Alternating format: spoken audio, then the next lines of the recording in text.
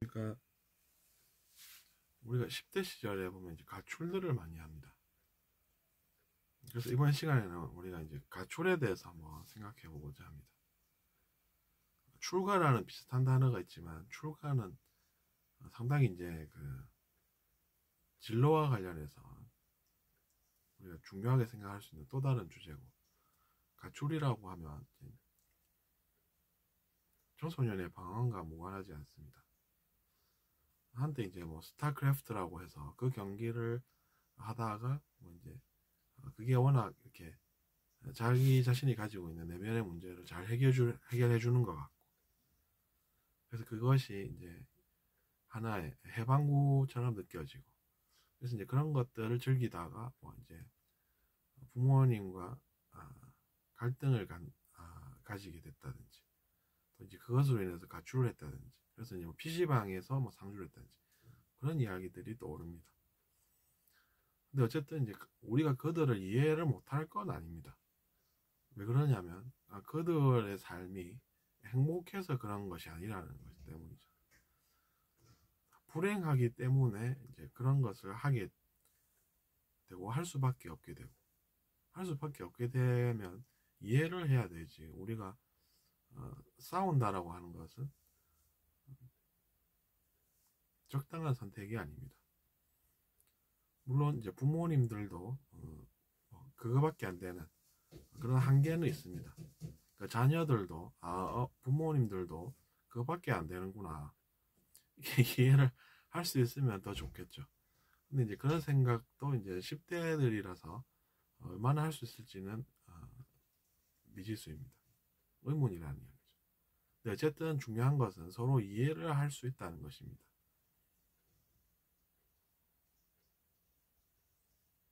이해를 할 수 있기 때문에 대화를 통해서 이해하고 살면서 같이 잘 살 수 있는 편이 낫다는 것이죠.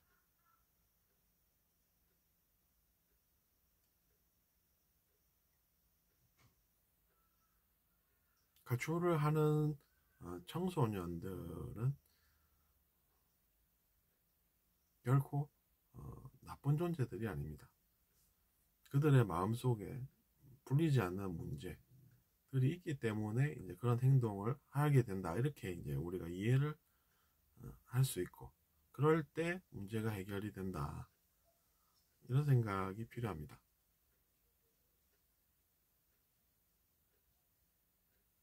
근데 이제 그렇다고 하더라도 청소년들도 부모님을 미워할 것이 아니라 부모님 생각을 이제 하면서 살지 않습니까? 부모님의 덕을 받은 것도 있고, 그렇기 때문에 그 은혜를 배신을 하고 살기보다는 자기 자신도 이제 그분들을 이해해 보려고 노력하면 이해를 하게 되고, 그럼으로써 이제 본인도 더 잘 살 수가 있다는 이야기죠.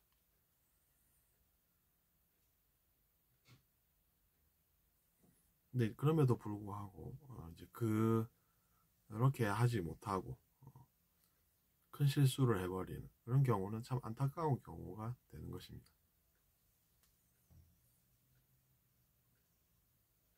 원래 그런 가정일수록 불행이 더 큽니다. 그러니까 어떻게 보면 더 불쌍하다, 이렇게 생각할 수가 있습니다. 그렇게 안 살아도 되는 곳은 어떻습니까? 적당히 피해가면서 자기 자신이 잘 살 수 있는 그런 가정은 뭐 별 문제가 없겠지만, 불행이 더 큰 집안은 원래 그런 것으로 더 부딪힐 수가 있다는 이야기입니다. 잘 사는 집이야 뭐 적당히 거리를 두면서 집도 넓고 하니까 다른 방 쓰면서 차갑게 좀 지내기는 해도 뭐 환경도 좋고, 그러니까 그것으로 뭐 직업도 자기 자신이 가지고 그 직업을 가질 학습도 그 돈으로 할 수 있고, 그러면서 이제 그렇게 살 수 있지만, 그렇지 않은 집안은 어떻습니까? 매일 봐야 되고 이야기하지 않을 수 없고,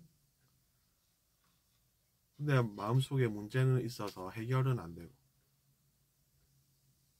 문제가 있는데 해결이 안 되니까 그것 때문에 또 싸우고, 그렇게 된다는 것은 이제 그때는 그게 이제 상당히 불편하게 느껴지겠죠. 근데 그것도 나중에 잘 풀리고 그렇게 되면 그것도 하나의 배우는 과정으로 볼 수도 있습니다. 그러니까 불쌍하다고 해서 나쁘다, 고생스럽다 이렇게 생각할 일이 아닙니다. 그것도 이제 나중에 지나고 보면 하나의 배움의 과정으로 받아들여집니다. 그렇기 때문에 고생을 많이 한 사람들은 나중에 다른 사람들과 다르게 살 수도 있는 것입니다.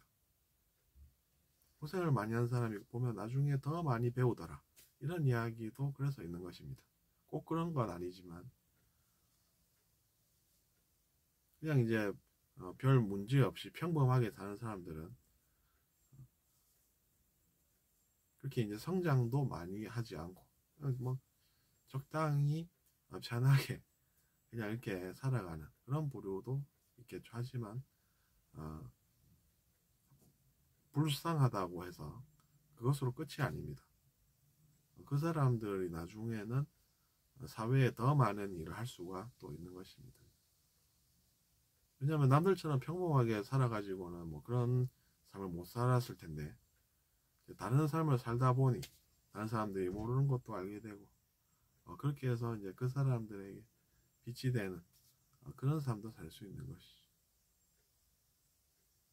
물론 죄를 짓고 그렇게 이제 자신이 고생을 많이 하고 그러면서 막 생각도 안 변하고 이러면은 문제겠지만, 고생을 자기 자신이 왜 했는지 잘 모르면서 살아도 이제 생각을 잘 하면서 그 고생을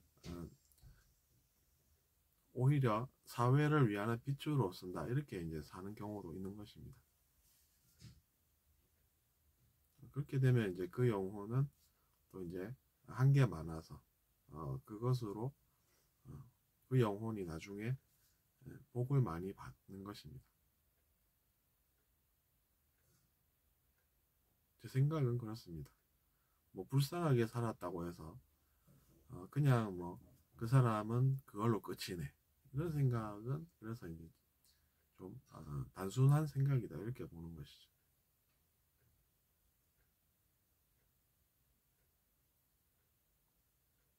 우리가 보면 세상에는 여전히 이제 고생하는 그런 사람들이 많습니다.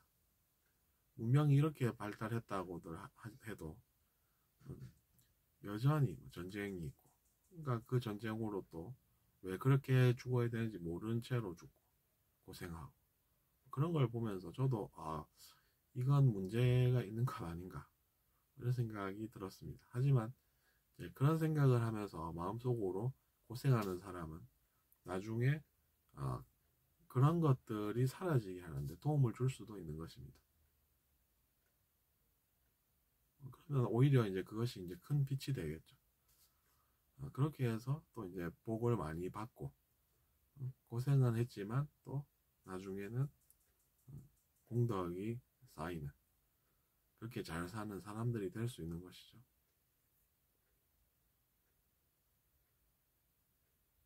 어쨌건 우리가 이제 이번 시간에 처음에 얘기한 것은 그 청소년의 가출에 관한 문제였습니다.